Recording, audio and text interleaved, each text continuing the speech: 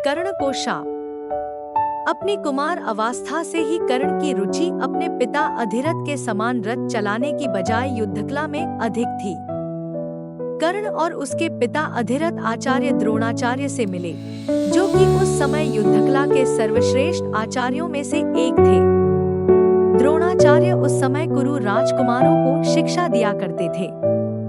उन्होंने कर्ण को शिक्षा देने से मना कर दिया, क्योंकि कर्ण एक रथ हाँकने वाले का पुत्र था और द्रोणाचार्य केवल क्षत्रियों को ही शिक्षा दिया करते थे। द्रोणाचार्य की असम्मति के उपरांत कर्ण ने परशुराम से संपर्क किया, जो केवल ब्राह्मणों को ही शिक्षा दिया करते थे। कर्ण ने स्वयं को ब्राह्मण बताकर परशुराम से शिक्षा का आग्रह किया। परशुराम ने कर्ण का आग्रह स्वीकार कर लिया और कर्ण को अपने समान ही युद्धकला और धनुर्विद्या में निष्णात किया। कर्ण को उसके गुरु परशुराम और पृथ्वी माता से शाप मिला था। कर्ण की शिक्षा अपने अंतिम चरण पर थी। एक दोपहर की बात है, गुरु परशुराम कर्ण की जंघा पर सिर रखकर विश्राम कर रहे थे। कुछ देर बाद कहीं से एक बिच्छू आया और कर्ण की दूसरी जंघा पर काटकर घाव बनाने लगा। कर्ण बिल्कुल भी नहीं चाहता था कि उसके गुरु के विश्राम में कोई बाधा उत्पन्न हो, इसीलिए उसने उस बिच्छू को हटाकर दूर नहीं फेंका। वह बिच्छू अपने डंक से कर्ण को भयंकर पीड़ा देता रहा, किंतु कर्ण ने अपने गुरु के विश्राम में खलल नहीं आने दिया।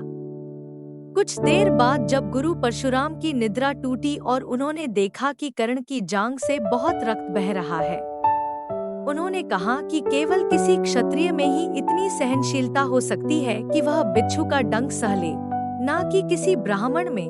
और परशुराम ने उसे मिथ्या भाषण के कारण शाप दिया कि जब भी कर्ण को उनकी दी हुई शिक्षा की सर्वाधिक आवश्यकता होगी, उस दिन वह उसके काम नहीं आएगी। कर्ण, जो कि स्वयं भी ये नहीं जानता था कि वह किस वंश से है, ने अपने गुरु से क्षमा मांगी और कहा कि उसके स्थान पर यदि कोई और शिष्य भी होता तो वो भी यही करता। यद्यपि कर्ण को क्रोधवश शाप देने पर परशुराम को बहुत ग्लानि हुई, किंतु वे अपना शाप वापस नहीं ले सकते थे। तब उन्होंने कर्ण को अपना विजय नामक धनुष प्रदान किया और उसे ये आशीर्वाद भी दिया कि उसे वह वस्तु मिलेगी जिसे वह सर्वाधिक चाहता है, अमिट प्रसिद्धि। कुछ लोक कथाओं में ये भी माना जाता है कि बिच्छू के रूप में स्वयं देवराज इंद्र ने कर्ण को पीड़ा पहुंचाई थी, क्योंकि वे परशुराम के समक्ष उसकी वास्तविक क्षत्रिय पहचान को उजागर करना चाहते थे। परशुराम के आश्रम से जाने के पश्चात कर्ण कुछ समय तक भटकता रहा। इस दौरान वह शब्दभेदी विद्या सीख रहा था।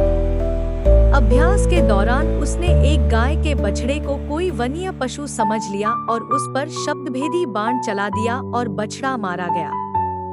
तब उस गाय के स्वामी ब्राह्मण ने कर्ण को शाप दिया कि जिस प्रकार उसने एक असहाय पशु को मारा है, वैसे ही एक दिन वह भी मारा जाएगा, जब वह सबसे अधिक असहाय होगा और जब उसका सारा ध्यान अपने शत्रु से कहीं अलग किसी और काम पर होगा।